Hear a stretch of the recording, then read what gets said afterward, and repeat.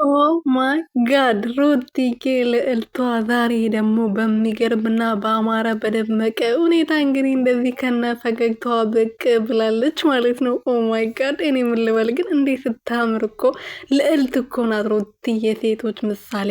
ያ ሁሉ ነገር አልፋ ያ ሁሉ ነግሶ ያ ሁሉ ማንባትን አልፋ እንግዲህ ዛሬ ደግሞ እንደዚህ ፈገግ ብላ ስቃ አምሮባት መታለች ማለት ነው። እንኳን ደህና መጣሽ የኔ ቆንጆ የኔ ጀግና እና ሩትዬ ዛሬ ደግሞ አዲስ ነገር አለ በማለት እንግዲህ እንደዚህ የአማረ የሚገርም ፎቶ ተቦስቷል ማለት ነው። የት ነው የተቦሰተው ለምትሉ ደግሞ ማለት ነው አስቀምጥላችኋለሁ፣ ኮመንት ላይ ጠይቁኝና መልስላችኋለሁ ማለት ነው። ግን እናንተ ከጠየቃችሁኝ ነው፣ ዝም ብዬማ አልናገርም። እኔ መሰለ ፎቶ ማለት ነው። እና ሩትዬ ለማንኛውም እንኳን ደህና መጣሽልን።